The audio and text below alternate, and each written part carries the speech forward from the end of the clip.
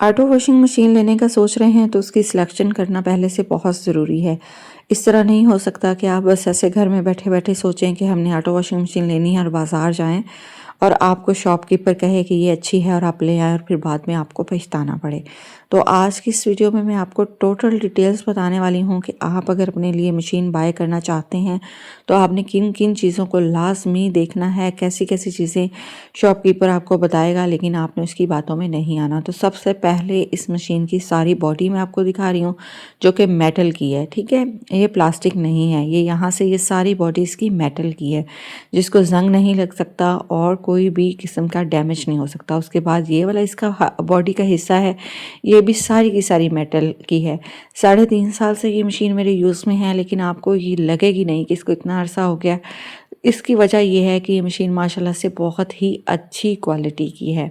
और 3.5 साल पहले ना कोई मैं सोशल मीडिया पे थी कि मुझे कोई ब्रांड उस टाइम प्रमोशन के लिए कोई भी चीज़ देता। मैंने खुद ज़ाती तौर पे इसको बाय किया था और काफ़ी ज़्यादा सोच विचार करके बाय किया था। तो अब मुझे इसीलिए इसके लिए रिलैक्सेशन रहती है।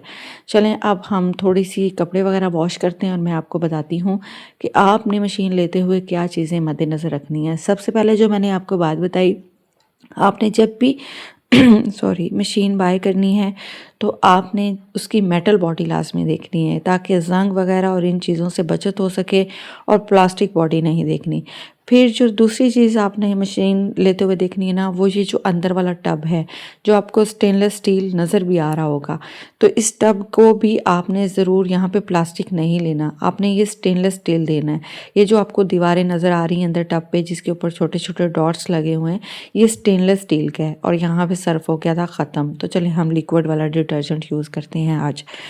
अच्छा जी, उसके बाद हम जो तीसरी चीज़ माइंड में रखेंगे, पहली मैंने आपको बताई कि उसकी बॉडी मेटल की हो पूरी, दूसरी मैंने आपको बताई कि उसका जो टब हो वो स्टेनलेस स्टील का हो, प्लास्टिक वगैरह का किसी और मटेरियल में ना बना हो, और तीसरी चीज़ जो है वो ये है कि आपने अपने घर के अफराद के हिसाब से मशीन लेनी है।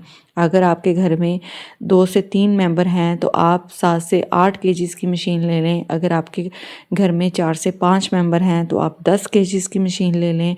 और उसके बाद आपके घर में अगर 5 से 6 लोग हैं, 7 लोग भी हैं, तो आप 12 केजीज़ पर जाएं। और अगर आपके घर में इससे ज़्यादा मेंबर हैं तो आप 15 केजीज़ तक जाएं।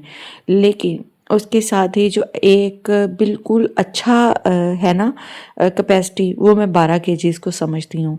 उसकी रीज़न ये है कि इसके अंदर हमने कंबल वॉश करना हो, हमने कंफर्टर्स वॉश करने हो, चाहे हमारी फैमिली छोटी हो चाहे बड़े हो, तो कंबल तो हम यूज़ करते हैं ना, और वो डबल लेयर होता है। तो 12 केजीज़ जो होता है उसके लिए बहुत बेस्ट होती है कैपेसिटी ये वाली कि उसके अंदर कंबल भी वॉश हो जाता है। और 15 केजीज़ तो फिर बहुत ही एक ऊपर लेवल की है। लेकिन अगर हम एक मिडिल क्लास या दरमियाने तबके के लिए ऑटो वॉशिंग मशीन हम अगर मैं सजेस्ट करूँ तो ये 12 केजीज़ बहुत अच्छी मशीन है। और हर तबके के लिए जो मैंने आपको बताया ना कि ये चीज़ जो है इतने मेंबर हों, इतने लोग हों, तो 12 केजीज़ आपको लाज़मी लेनी चाहिए। सम टाइम क्या होता है कि लोग कहते हैं हम 2-3 लोग हैं, चलें 7-8 केजीज़ में गुजारा हो रहा है, ठीक है। गुजारा बहुत अच्छा हो जाता है, बिल्कुल हो जाता है, कोई मसला नहीं होता। लेकिन कपड़े सिर्फ वॉश करने, जब हमने अपने घरों में सोफ़ा कवर्स वॉश करने होते हैं, इतने बड़े बड़े पर्दे वॉश करने होते हैं, इतने बड़े बड़े हमने कंबल वॉश करने होते हैं, तो तब प्रॉब्लम आती है। इसलिए मेरी रिकमेंडेशंस के मुताबिक आप जब भी ऑटो वॉशिंग मशीन बाय करने का सोचें तो आप एक ही दफ़ा 12 केजीज़ तक लाजमी लें। 15 केजीज़ तक ना जाएं, वो ज़्यादा बड़ा साइज़ होता है, लेकिन 12 बहुत ही अच्छा साइज़ होता है, ठीक है। उसके बाद अगर हम इसके ऊपर जाएँ प्राइस के ऊपर, तो या किसी ब्रांड के ऊपर, तो मैं किसी भी ब्रांड की मशीन को बुरा भी नहीं कहती और मैं कोई इतना अच्छा भी नहीं कहती। लेकिन अगर मैं रिकमेंडेशंस में जाऊँगी तो मैं आपको 3 मशीन्स की तरफ जाना बोलूँगी। एक कहूँगी फ़र्स्ट ऑफ़ ऑल कि आप इको स्टार की मशीन बाय करें। दूसरी मैं आपको कहूँगी कि आप सैमसंग की मशीन बाय करें। तीसरी मैं आपको कहूँगी कि डॉलन्स भी रीज़नेबल ब्रांड है। जबकि बाकी ब्रांड्स जो है ना, वो मेरा उनके साथ कोई मसला नहीं है, लेकिन मैं देखती रहती हूँ ना उनका। अब मुझे इतने दिनों से लॉन्ड्री के ऊपर वीडियोस बनाते हुए, तकरीबन मैंने अगस्त से ये चैनल स्टार्ट किए थे सारे, तो तब से एक राय होती है ना लोगों की कि मुझे मिल रही है, और उसके हिसाब से मैं देख रही हूँ कि कौन लोग किस ब्रांड की मशीन को लोग ज़्यादा परेशान हैं, तो उस हिसाब से फिर मैं रिकमेंडेशंस के तौर पर ये टॉप 3 मशीन ज़रूर कह देती हूँ कि अगर आप लेने का सोच रहे हैं तो आप ये ले सकते हैं। अगर आप कोई बहुत ज़्यादा ब्रांड कॉन्शियस हैं, आप अच्छी से अच्छी मशीन लेना चाहते हैं, तो सैमसंग जो है वो बहुत महंगी है थोड़ी सी, वो ले सकते हैं। और डॉलेंस और इको स्टार तो बराबर बराबर ही हैं, कोई इनका मसला नहीं है। अच्छा, उसके बाद जो मैं एक और बात मशीनों के लिए रिकमेंड करती हूँ वो ये है कि आपको हमेशा मशीन लेते हुए ना उसका इस्तेमाल करने वक्त आसानी ज़रूर होनी चाहिए। उसका पैनल ज़रूर आप उस हिसाब से लें कि आपके लिए ईज़ी टू यूज़ हो, मसला ना हो।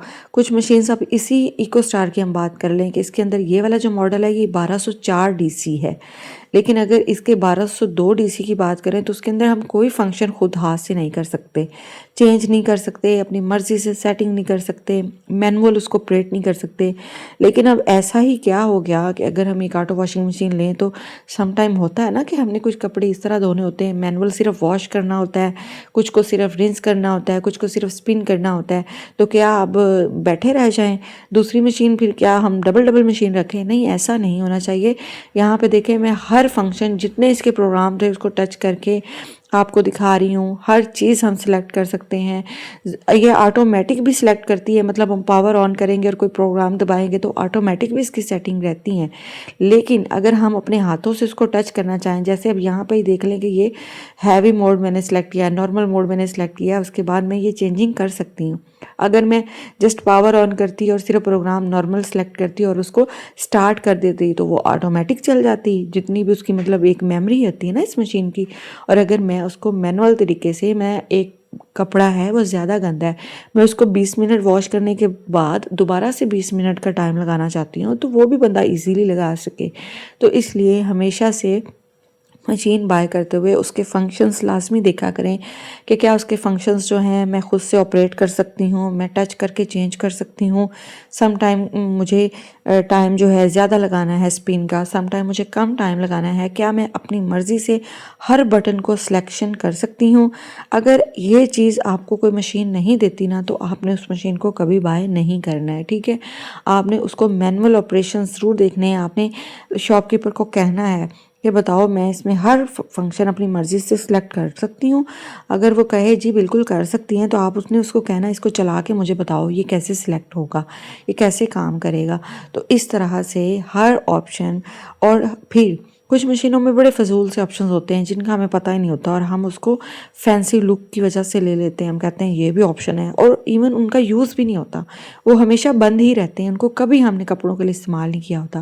तो आपने हमेशा वो मशीन लेनी है जिसके अंदर हर फंक्शन जो है वो आपका यूज़ में आए और सिंपल एंड ईजी हो, आपको पढ़ने में इसके पैनल पे आसानी आ रही हो कि अच्छा ये फ़लाँ कपड़े के लिए, ये फ़लाँ कपड़े के लिए। तो इस तरह से मशीन बाय करते हुए इस पैनल, या अगर बटनों वाली मशीन भी आप ले रही हैं, जैसे कि ये तो स्मार्ट टच पैनल है ना, अगर आप बटन दबा दबा के भी उसको चेंज कर सकें तो आप ज़रूर शॉपकीपर के साथ इसरार किया करें कि नहीं मुझे वही मशीन दिखाओ जिसको मैं मैनुअल भी खुद से भी उसके टाइमर चेंज कर सकूं और कोई मसला ना हो। सम टाइम आप कोई शॉपकीपर थोड़ा सा बना देता है क्योंकि उसने अपनी चीज़ बेचनी होती है, वो कहता है नहीं ये स्मार्ट टच है, ये सबसे अच्छी है। लेकिन आपने हमेशा उसके साथ ये बात लाजमी करनी है कि नहीं मुझे आप वो मशीन दो जिसमें मैं अपनी मर्ज़ी से वाटर लेवल सेलेक्ट करूं, अपनी मर्ज़ी से वॉश टाइम सेलेक्ट करूं, अपनी मर्ज़ी से उसको रिंस लगाऊं। हर काम मेरी अपनी मर्ज़ी से होना चाहिए।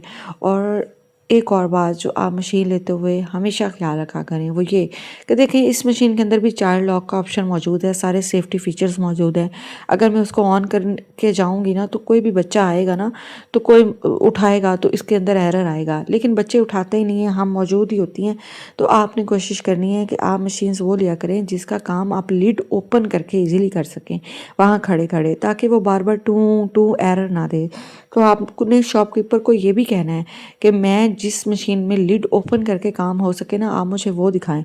आजकल सारे लेटेस्ट मॉडल में, ये नहीं कि पुरानी मशीनों में ये फंक्शन था अब न्यू में नहीं है, हर मशीन ये ऑप्शंस दे रही है। डॉलर्स में ये ऑप्शंस मौजूद हैं, हम लिड ओपन करके आराम से अपने सर्फ डालें, सब पानी मिक्स करें तो इस तरह से मशीन ईजी ऑपरेट करना हमें आ जाता है। तो कुछ मशीनें ऐसी होती हैं ना कि जिनका ढक्कन बंद किए बगैर वो चलती नहीं है। बस आपने इन सारी चीज़ों का ख्याल रखना है। और ये वो कलर कैप्चर शीट थी जो ग्रीन कलर उतरा है वो इसके ऊपर आ गया है। तो होपफुली आपको वीडियो अच्छी लगी होगी।